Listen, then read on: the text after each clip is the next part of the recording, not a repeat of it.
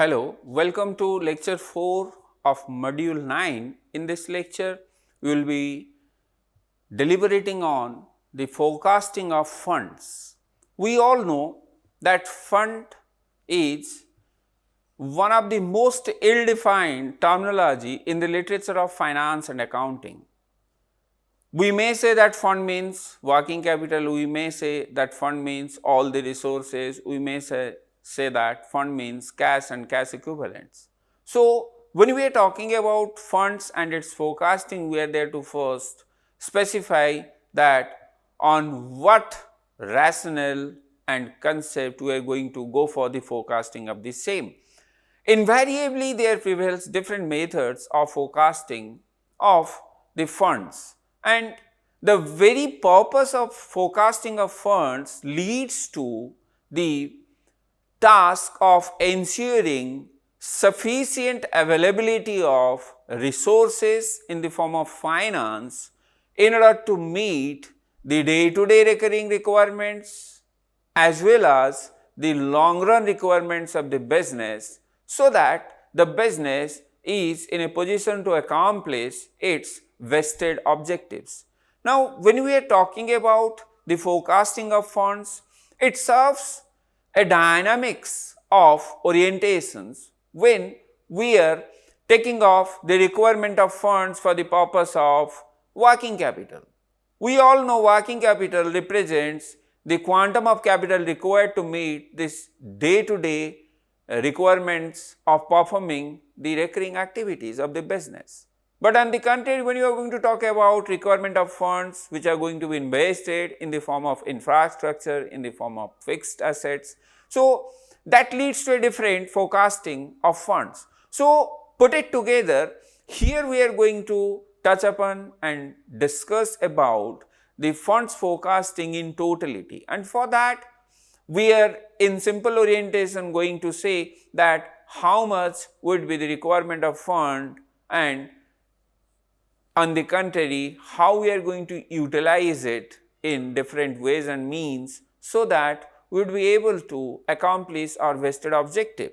Now, to start with, when we are talking about forecasting of funds in order to make sure that a project, organization or initiative has adequate capital to meet its future obligations. Forecasting finance entails estimating the availability and the future inflows or outflows of financial resources. Funds forecasting is crucial for financial planning, resource allocation and cash flow management, much like cost forecasting. It guarantees that companies or projects can always meet their financial needs and helps avoid liquidity problems. So, the very essence of financial forecasting is more or less hovering around the task that we are there to ensure availability of funds, whether it is for short-term orientation or it is for long-term orientation, so that the business is going to have a smooth sailing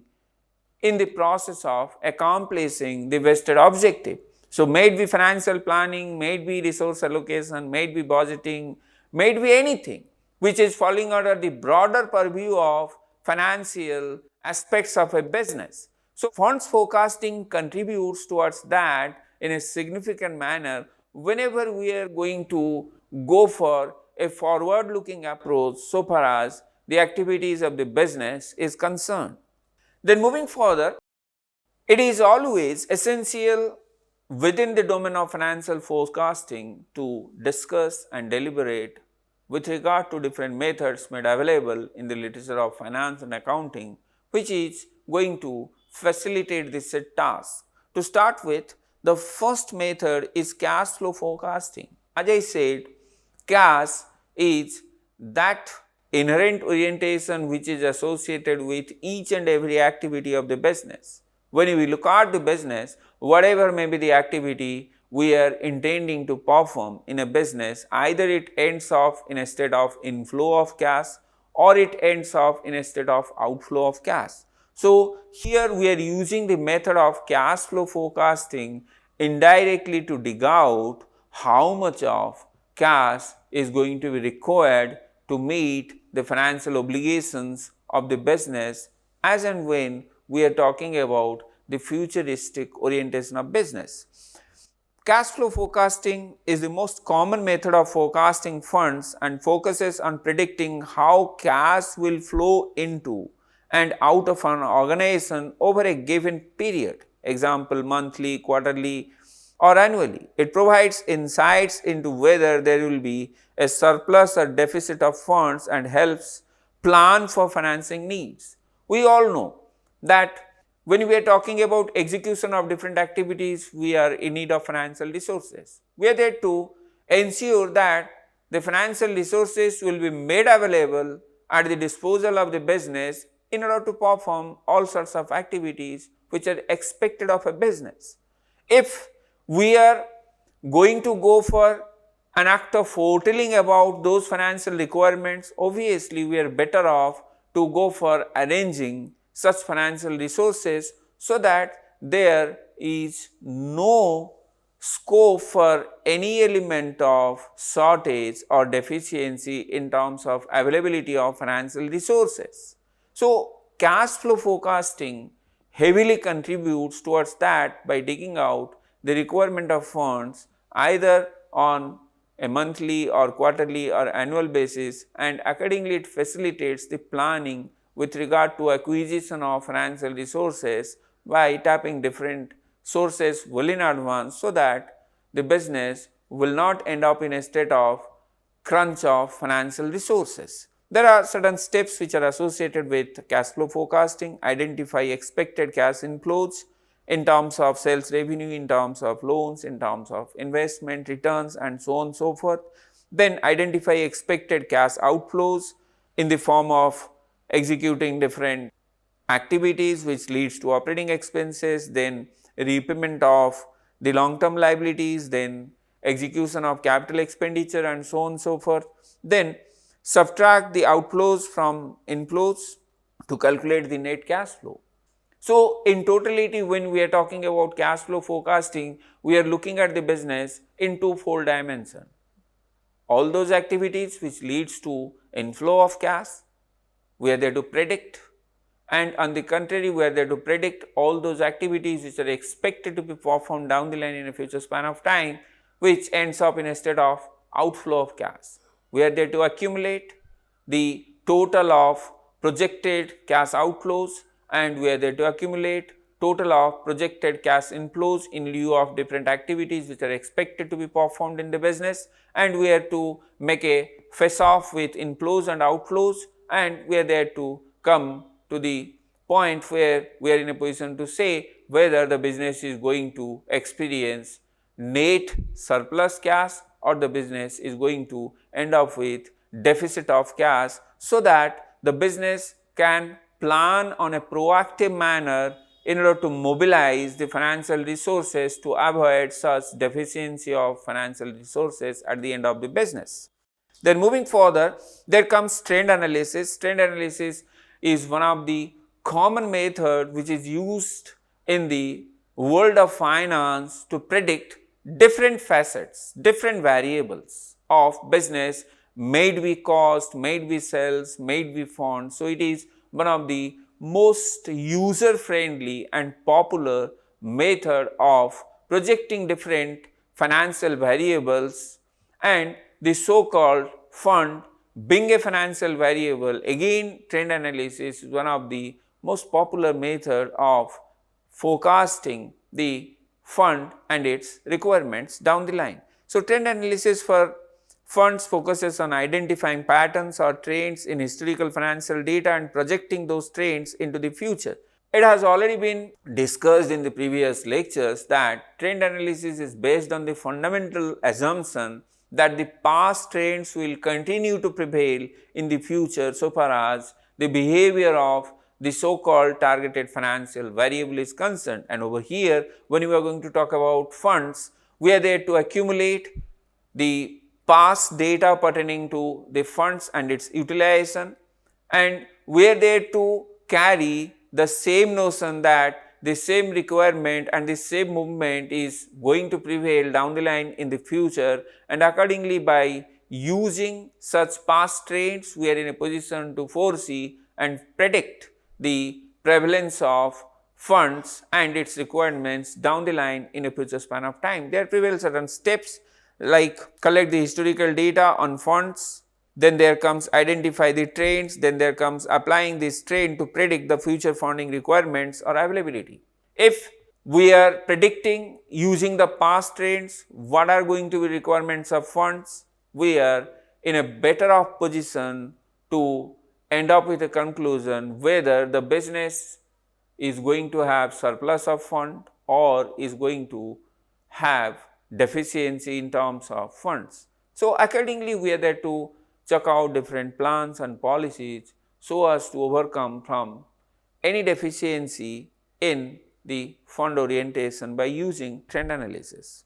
Moving further, the next method is budgetary forecasting. Budgetary forecasting involves setting a budget and comparing projected inflows and outflows to determine the funds needed. This method is commonly used by organizations for long-term financial planning and forecasting.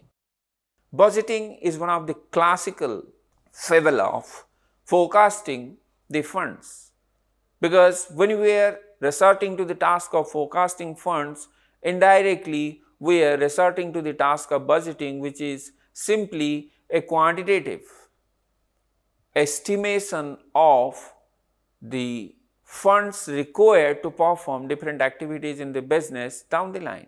So, we are there to jot down the budgets related to different functional domains of the business, and finally we are there to accumulate all the functional budgets together in order to arrive at a figure with regard to the total requirement of funds down the line in a future span of time. On the contrary, we are there also to predict the income orientation, the sales revenue, the sales budget, and we will arrive at the total of funds that are going to be generated in the form of revenue. So, we are there to make a trade off and we will be in a position to say whether the business is going for further arrangement of financial resources to meet the requirements down the line in a future, or the business is going to end up with surplus of funds after meeting all the budgetary cost requirements at the end of the business. So, there prevail certain steps like prepare a detailed budget based on past performance, market conditions and expected future revenues and expenses, then forecast the funds required for different activities or departments, regularly compare actual performance with the forecasted performance, because budgeting is having one of the added advantage of digging out the areas of deficiencies, the areas which require certain measures to improve upon. Because when we are going to have a comparison of actual facts with that of budgeted facts, we are in a position to dig out where lies the deficiency, what went wrong in the execution and performance of different functional activities in the business down the line in a future span of time. So, it provides a pre-hand notion with regard to the steps which are expected to be taken for the purpose of improving the performance and making the financial states of affairs right and legitimate. Moving further, zero-based forecasting technique of funds. Unlike that of traditional budgeting, where we are heavily relying on past and we are making use of past facts and figures in order to project the futuristic values of different activities which are expected to be performed. But in this concept of zero-based budgeting, we are going to start from the scratch by saying or by carrying the notion that past is never going to be repeated. We cannot carry the past into future whenever we are into the task of projection, owing to the simple reason that there may be some mistakes we committed in the past. If we are going to carry the past as it is for the purpose of forecasting the future, the same fallacies, the same defects are going to be carried forward also while projecting different financial variables. So, zero-based budgeting is one of the contemporary orientation which is based on the fundamental premise that each and every activity has to be treated as fresh, as if it was not performed earlier. And under this method, we are there to explore all the possible ways and means of performing a particular activity, and we are there to adopt that particular means of performing the activity which is going to be the optimum in terms of cost and its contribution towards the vested objective of the business. So, under the zero based orientation, we are there to justify each and every commitment of cost in lieu of different activities to be performed in the business organization. It is not like the traditional budgeting where we are making some sort of adjustments in the past data and we are projecting the expected orientation. But in zero based budgeting, we are there to justify each and every item of cost and each and every item of revenue. Say for example, if I am saying that the production cost is going to be 10 lakhs rupees down the line in the next financial year, I am there to justify why is it 10 lakhs of rupees, why not it is 12 lakhs or why not it is 8 lakhs of rupees. So that makes the zero based budgeting technique more scientific and robust whenever we are going to talk about the projection of funds, owing to the simple reason that under the aegis of zero based budgeting we are accommodating all the vulnerable situations and conditions which are going to have a bearing on the future states of affairs of a business, unlike that of traditional budgeting where we are assuming that the same past things are going to prevail with some minor changes. So, zero based budgeting is one of the contemporary orientation. There are certain steps. Begin with the budgeting or forecasting process with a clean slate, assuming no prior funding is available. As I said, we are there to start from scratch without carrying the past fact for the purpose of projecting or forecasting the future states of affairs. Then there comes justify each anticipated funding requirements for the purpose of new period. Also, I had made a mention of the fact that whatever you are demanding in lieu of performing an activity down the line in a future span of time, you are there to justify your demand, whether it is related to cost or it is related to revenue, it does not matter. Justification on a scientific orientation is the fundamental premise of zero based budgeting technique. Then moving further, the next is rolling forecasts. A rolling forecast is a dynamic forecasting method where the forecast period is continuously updated, typically on a monthly or on a quarterly basis. This approach is especially helpful for rapidly changing environments where long-term forecast may become obsolete very quickly. We all know that the business environment is highly vulnerable and changeable, and it is conditional upon n number of external forces which are going to have a bearing on the world of business. And if we are resorting to the task of forecasting of funds for a longer span of time, say for one financial year, it may so happen that during that financial year there is going to be heavy quantum of changeability or vulnerability emanating from external forces. So, if that is going to be the issue, then all our forecasting outcomes will be obsolete, it is of no use. So, this rolling method indirectly carries the notion that the forecasting of fund and its requirements down the line in a future span of time should be made at regular interval, so that we can accommodate all these vulnerable conditions or situations which are arising as a consequence to changes witnessed in the business environment. And by doing so, our forecasting outputs will become realistic and it is not going to be into a state of useless orientation so far as the act of forecasting the financial requirement is concerned. So, rolling forecast is going to have its own advantages, but at the same time, when we are talking from the other side, the people who are entrusted with the task of forecasting the funds requirement, if they are going to go for forecasting of funds at regular intervals, say every week or every fortnight, it is going to be a daunting task at the end of the professionals who are engaged in this said task. So, we are there to make a balanced approach whenever we are thinking of adopting rolling forecast as a method of forecasting the financial requirements or the requirement of funds at the end of the business. So, there are certain steps. Develop an initial forecast for a certain period, say monthly or quarterly or annually. Then as time progresses, update the forecast by adding new months to the end and removing old months from the beginning. Reassess assumptions and adjust future projections based on actual performance.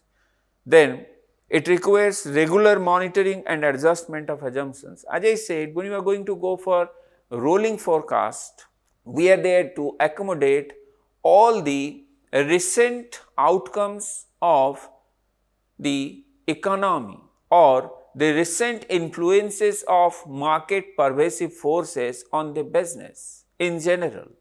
Why we are there to accommodate all these things? Because by doing so, we are going to make our forecast more realistic and robust. Unless we accommodate these things into our forecast will become obsolete, because it is not going to reflect those conditions or situations by using which we have developed the forecast. So, it is getting distorted from the realistic orientation on a future state of affairs. So, rolling forecast, though it is time consuming, it is tedious, but it has its own advantages so far as the forecasting of fund is concerned. Then there comes the factors that influence forecasting of funds.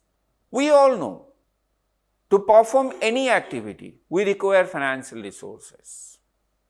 But at the same time, when you are going to deliberate on the factors influencing the requirement of funds, there are an array of factors, both internal as well as external, which is going to have a bearing on the forecasting of funds down the line in a future span of time.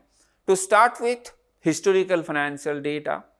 I have already debated and discussed about the same owing to forecasting of cost, forecasting of sales, because many of the methods of forecasting funds starts with the use of historical data, but at the same time we are there to be very careful while using historical data for the purpose of reading the future of the said variable, owing to the simple reason that the past data may be manipulated, may be fabricated and may be carried away with different defects and odd dates which were executed in the past, and as a consequence the past data does not reflect the realistic view of what we did. Then the next is market and economic conditions. When we are talking about forecasting of funds, it is heavily going to have a bearing upon the market and the economic conditions, because if the economic condition is going to be favorable for a particular business, obviously we are going to go for expansion of business, we are going to go for diversification of business, we are going to go for searching new markets and so on and so forth. For that, the requirement of funds are going to magnify many times. So, on the contrary, if the economic condition is going to be unfavorable, we are there to squeeze our activities. So, by squeezing the activities, the requirement of funds are going to decline.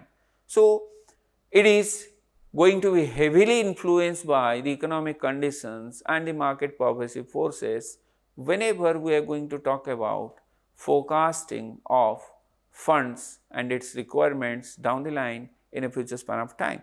Then there comes sales and revenue projections. Sales being representing the inflow of fund to a business is expected to be considered with absolute rational orientation, owing to the simple fact that mostly the business entities are overriding with regard to the forecasting of sales. But when we are going to go for a rational projection of funds requirement, we are not there to overstate the sales revenue, simply backed by the orientation that we will end up with lesser requirement of additional funds for performing our activities down the line in a future span of time. Because mostly the internal management is biased towards projecting the sales on a higher side rather than projecting the sales on a lower side, just to artificially defend their states. So, there prevails all sorts of challenges when we are going to go for the forecasting of funds. Now, moving further, operational expenses and overheads, then cash flow timing, liquidity and management, debt and financing considerations. These are hardcore financial aspects which are going to have a direct bearing on the forecasting of fund and its requirement, because when we are talking about operational expenses, higher the magnitude of operating activities we are expecting to execute down the line because of favorable economic condition, the requirement of funds is going to be directly proportional to the volume of activities what is expected to be executed. So, similarly, the liquidity aspect, when we are going to go for higher capacity utilization, we are going to have the requirement of more working capital to meet the day-to-day recurring expenses. Then only we can be in a position to say that the business is not in a state of liquidity crunch and the business is sufficient enough to ensure liquidity. Then there comes debt and financing considerations, regulatory and taxation changes, risk and contingency planning, strategic business plans and objectives.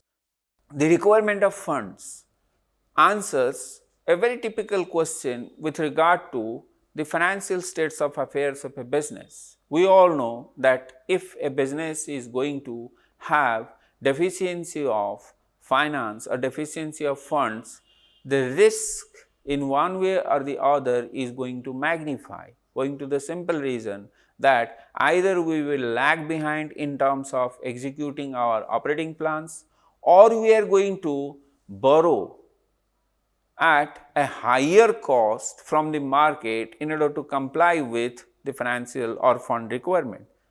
So, to avoid such magnification of risk emanating from either the operational domain or the financing domain, if we are going to have the information well in advance with regard to all these typical financial variables, it is going to be better off so far as the forecasting of funds are concerned.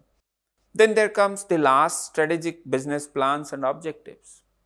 If you are going to have the objective of going for expansion, going for acquisition, going for mergers, obviously we are there to go for additional requirement of funds.